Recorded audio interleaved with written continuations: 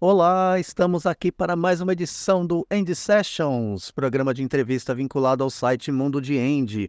Antes de tudo, pedimos aqui que você possa se inscrever em nosso canal que está trazendo muitas novidades ao longo desses dias, com entrevistas, matérias, tem muita coisa boa vindo pela frente.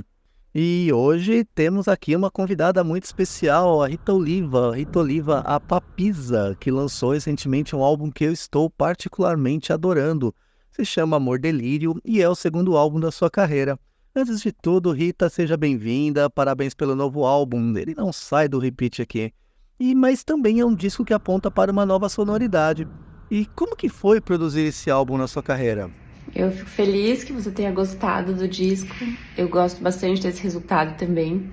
E sim, ele tem uma sonoridade muito diferente. Ele foi feito de uma forma muito específica e muito diferente do meu último disco que eu gravei sozinha em casa, o Fenda. Já esse, eu chamei o Felipe Pulper para produzir e a gente foi para uma casa na montanha com mais o Léo Matos e o Jojo e a Alejandra. Então tinha um time ali gravando e a gente produziu as músicas enquanto a gente já captava. Foi uma imersão. A gente ficou isolado e fez essa imersão. Então a sonoridade realmente é diferente. E também a criação dos arranjos, ela foi muito mais coletiva dessa vez do que no meu disco anterior. Então acho que é natural que ela traga também esse espírito mais de banda, que é o que eu queria. Perfeito, perfeito. Seguindo, você trabalhou com o Felipe Puperi, né? O Tágua Tágua, na produção desse álbum. Como que foi esse processo? Eu quis chamar alguém para produzir esse disco comigo porque eu queria uma troca, eu queria um olhar de fora, diferente de tudo que eu já tinha feito antes com a Papisa, que sempre foi muito da minha cabeça. E então eu chamei o Felipe, ele é muito meu amigo, então foi um convite um pouco informal que foi se formalizando e a gente acabou fazendo o disco. E foi muito interessante a participação dele nesse processo, porque eu cheguei com algumas músicas, eu já tinha o tema, já tinha o nome do disco e algumas composições, e pude trocar com ele antes da gente produzir essas ideias. Eu gostei de ter uma opinião de fora também, me ajudou a selecionar algumas músicas de todas as demos que eu tinha, que eram bem mais. E a gente selecionou tipo 5 músicas e fez uma primeira imersão para produzir com os músicos. E depois disso eu voltei muito inspirada, gostei da sonoridade, gostei do resultado que a gente conseguiu nessa primeira vez. E então me propus a compor mais e completar o disco.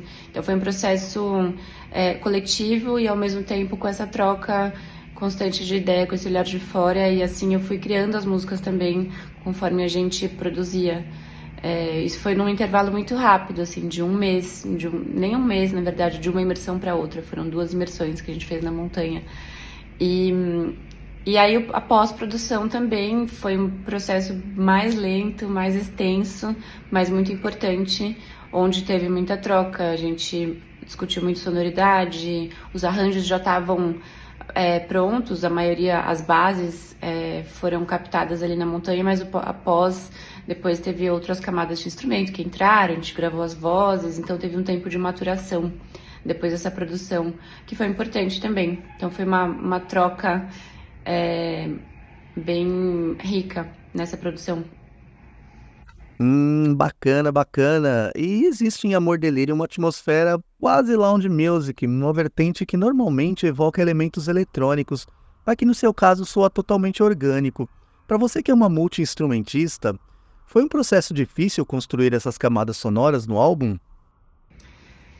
Eu acho interessante a percepção da música eletrônica e ela é presente assim no olhar de fora em relação ao meu trabalho desde o primeiro EP e eu tenho uma forma bastante orgânica de trabalhar até com a música eletrônica, no sentido que eu não diferencio tanto, isso é música eletrônica, isso não é, porque no fim das contas a gente usa elementos que tem várias origens, né? Mas com certeza a bateria é orgânica nesse disco, os instrumentos foram gravados ali, captados na montanha, mas sempre tem sintetizadores, isso acho que é uma coisa que tem bastante no meu trabalho sempre, eu gosto disso. Enfim, meu primeiro instrumento é o piano. E as demos que eu faço, elas sempre saem do Ableton que eu uso para produzir, então tem elementos que às vezes são mais eletrônicos por praticidade ali, eu tô com uma coisa na cabeça, eu jogo num beat ou faço um baixo synth porque é mais fácil de criar na hora, e a gente conservou alguns baixos synths nesse disco, em 2 músicas a gente usou o Bolsa Bass na hora da gravação, para preservar inclusive a atmosfera que tinha nas demos. Então, isso talvez traga um pouco essa sensação de música eletrônica, mas eu não diferencio tanto também as duas coisas. E no sentido dos instrumentos, foi mais fácil. Esse disco para mim foi mais fácil de fazer, porque foram muitas mãos criando, a gente estava se revisando nos instrumentos, e então tinha bastante cabeça pensando. E o estilo de produção do Felipe também envolve criar essas camadas e colocando elementos pós-gravação. E isso acabou acontecendo num intervalo grande de tempo, os elementos foram surgindo, a gente também já tinha tido ideias de sintetizador em camadas que surgiram durante a gravação mesmo.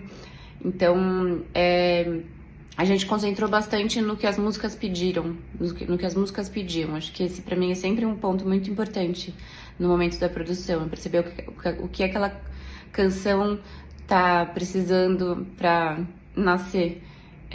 Então, foi esse sempre o mote central, mais do que, obviamente, selecionando a sonoridade pela seleção de instrumento que a gente tinha ali, pelas escolhas, mas sempre pensando nas composições. E aproveitando a questão anterior, o próprio Felipe lançou recentemente o álbum Tanto, que evoca um pouco dessa sonoridade. Isso acabou te influenciando na produção desse álbum? Eu acho uma pergunta complexa essa, porque tem uma gama estética muito variada dentro da música brasileira atual, do que está acontecendo, que se distancia muito do padrão da música popular, da MPB. E eu vivo isso há muitos anos, e não intencionalmente, mas por conta do que eu gosto de ouvir. Eu gosto bastante de ouvir som gringo também, e coisas novas que estão sendo feitas no Brasil. E eu acho que tem 2 fatores aí que contribuem para algo novo surgindo há muitos anos já, que são o limite de recurso dentro da música independente, do underground principalmente. Então, as pessoas gravam, captam como elas conseguem, às vezes em casa, como eu fiz com o meu primeiro disco, mas nesse também, né, a gente montou um estúdio numa casa, um estúdio temporário numa casa, e criou a partir disso, e isso eu acho incrível também. Então tem a limitação de recursos, a gente não tá usando os estúdios mais tradicionais, assim, para gravar. E, por outro lado, eu acho que tem uma questão da intenção, talvez, dentro da criação, nesse meio, que não está vinculada a nenhuma exigência de gravadora, é a música pela música, normalmente, sem um objetivo comercial, estritamente. Então, esses 2 fatores eu acho que contribuem bastante para que algo novo surja, ao mesmo tempo que eu vejo artistas medalhões aí também se diferenciando em sonoridade. Eu vejo vários discos do Caetano na década passada, retrasada, Caetano Veloso, né? Tem uma produção inovadora, então é bem difícil, eu acho, classificar os rótulos da música atual, e acho que tem muita diversidade de produção nesse sentido. E isso é muito rico, na verdade, é muito inspirador. Perfeito, perfeito, Papisa. E Fenda foi um álbum que eu ouvi bastante também, né? O seu álbum de estreia. Eu achava fantástica toda aquela viagem que você proporcionava. Como que está sendo construir esse show e levar material de ambos os discos para o palco? O Fenda, ele é muito específico na sua atmosfera. Ele foi feito a partir de um outro lugar, onde eu estava isolada em casa, pré-pandemia, mas eu fiz ele sozinha, estava meditando, estava num exercício de introspecção grande, e ele reflete isso, a atmosfera reflete isso, e esse disco novo ele tá num outro lugar, assim, eu quis trazer gente pra perto, eu quis falar de coisas, assuntos mundanos, tal, qual o amor e o romance e essas camadas que envolvem se relacionar. Então é um desafio trazer as músicas do Fenda para essa atmosfera nova, mas a gente fez isso, a gente repaginou algumas músicas e eu gosto particularmente bastante desse processo também de pegar algumas composições e dar uma roupagem nova para elas, que as integre dentro de um universo novo, de um disco novo.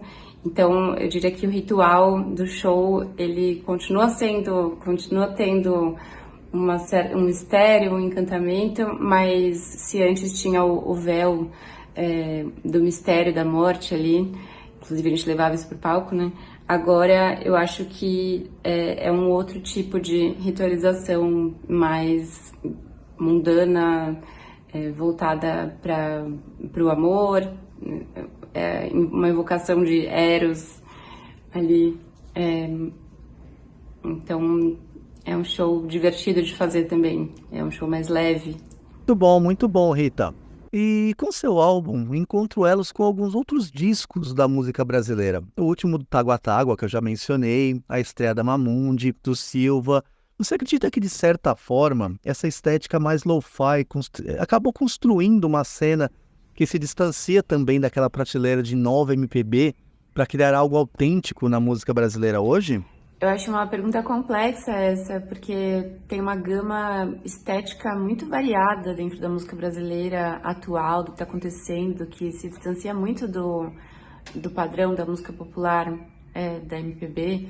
E eu vivo isso há muitos anos e não intencionalmente, mas por conta do que eu gosto de ouvir. Eu gosto bastante de ouvir som gringo também e coisas novas que estão sendo feitas no Brasil. E eu acho que tem dois fatores aí que contribuem para algo novo surgindo há muitos anos já, que são o limite de recurso dentro da música independente, do underground principalmente. Então as pessoas gravam, captam como elas conseguem, às vezes em casa, como eu fiz com o meu primeiro disco, mas nesse também, né, a gente montou um estúdio numa casa, um estúdio temporário numa casa e criou a partir disso, e isso eu acho incrível também. Então tem a limitação de recursos, a gente não tá usando os estúdios mais tradicionais, assim, para gravar.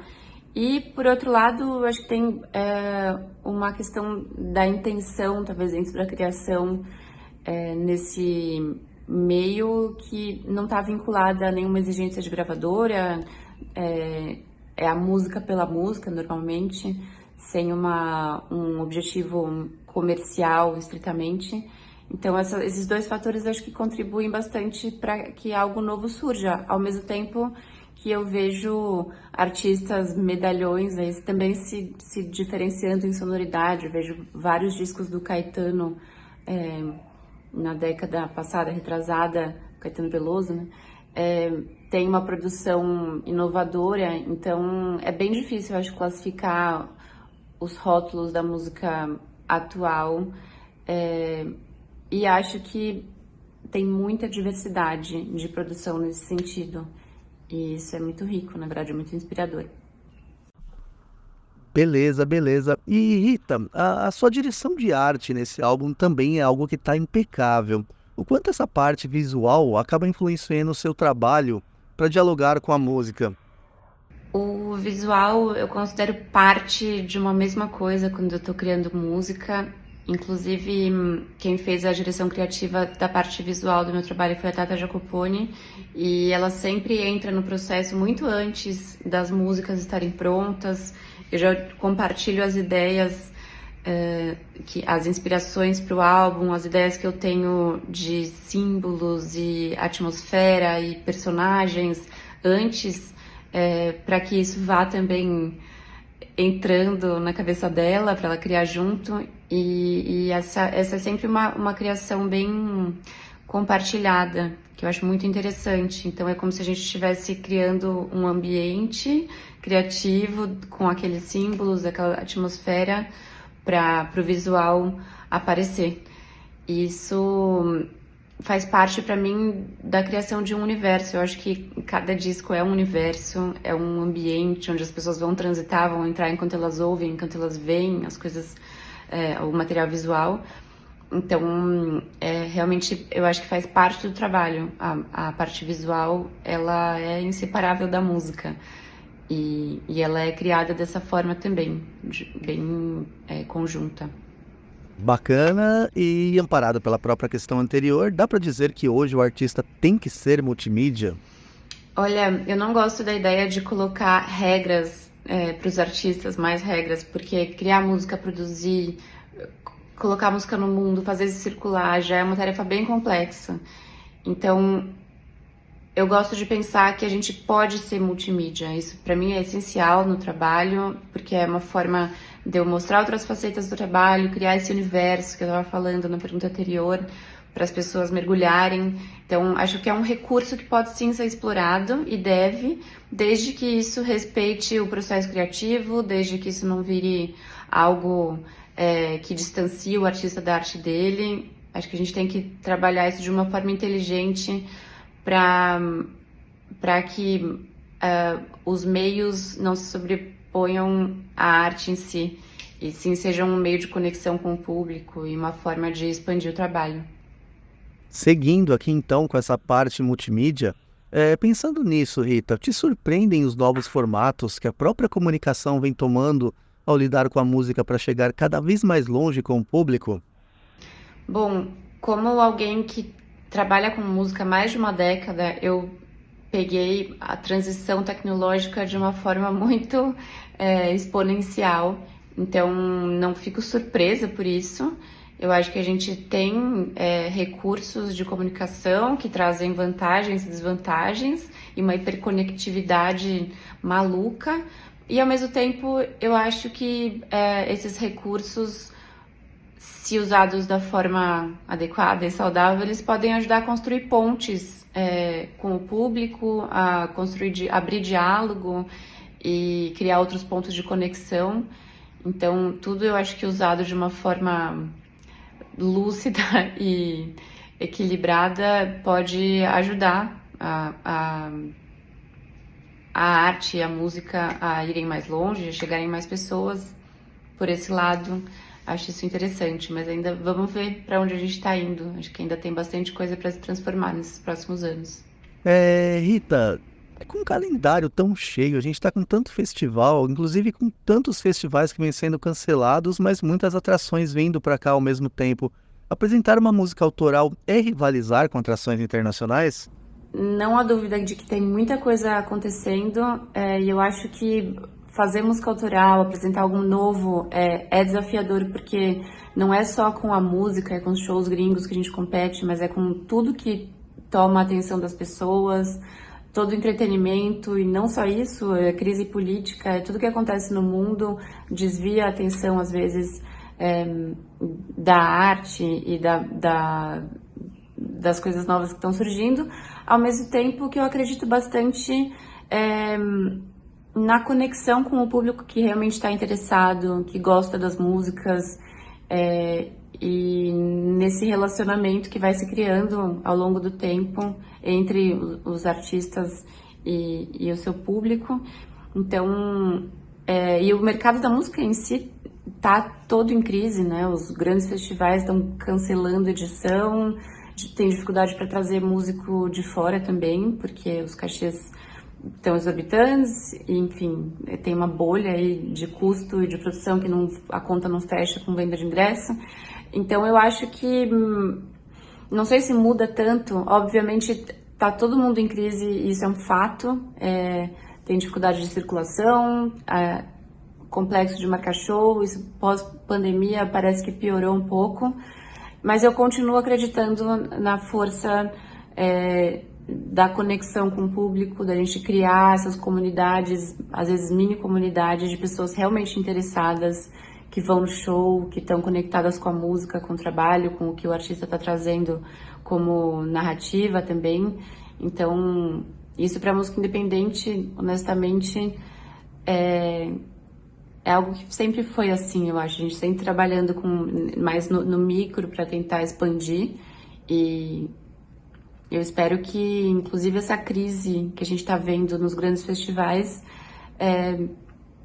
faça com que as pessoas olhem para o que está acontecendo no Brasil e olhem para os artistas que estão aqui, estão fazendo algo dentro do idioma delas e criando essa cultura local, fomentando essa cultura local. Bacana, bacana. E como que você vê o próprio interesse do público brasileiro pela música autoral? E a própria questão da mídia, né? A mídia como um todo e o seu interesse pelo novo. É inevitável falar sobre público e mídia e interesse sem falar de recorte. Acho que a gente, dentro da música alternativa independente, vive um universo específico, então não sei te responder isso do ponto de vista do mainstream e do grande público, porque eu acho que tem ali um foco de comunicação e um direcionamento da atenção muito específico. Não tenho experiência para falar sobre isso, mas acho que dentro do nicho, dentro do meio, as pessoas estão sim interessadas em ouvir coisa nova. O jornalismo local, o jornalismo específico também, especializado em música, eu às vezes acho que é tão guerreiro quanto os próprios artistas, porque as pessoas estão fazendo isso porque elas acreditam na coisa. Então eu enxergo, tento trazer um olhar otimista para isso também, porque inclusive se a gente não tiver um pouco de otimismo é muito difícil de continuar.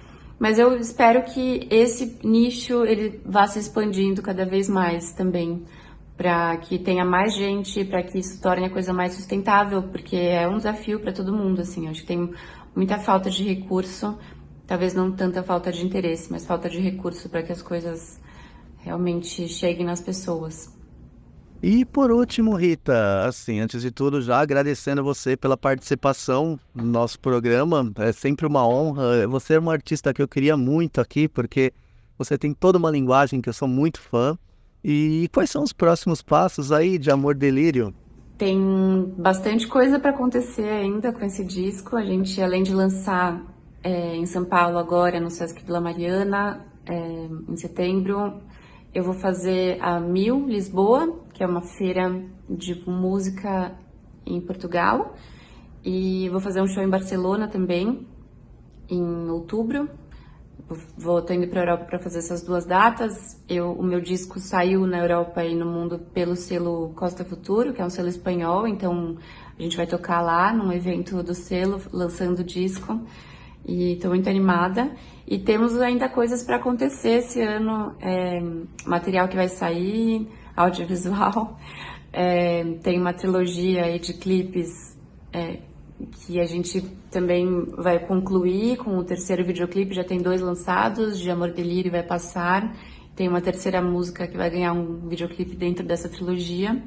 Então tem muita coisa ainda para produzir, para rolar. O Amor Delírio eu ainda quero tocar em algumas cidades que eu não consegui no Brasil, Porto Alegre, Florianópolis. A gente está buscando Rio de Janeiro, que ainda não fui. A gente está buscando agora os caminhos para fazer isso. Então tem muito amor, delírio ainda para acontecer. Demais, demais. Perfeito, Rita. Papisa, que é aqui a segunda atração do nosso End Sessions. E acabou de contar aqui pra gente muita coisa legal do seu segundo álbum, O Amor Delírio. Álbum que eu repito aqui, está uma delícia. E estamos apresentando aqui as suas redes sociais. Pedimos novamente aqui que se inscrevam em nosso canal, deem as suas opiniões e que tenham gostado do nosso segundo episódio com a nossa querida Rita Oliva, a Papisa. Um abraço para todos, até a próxima!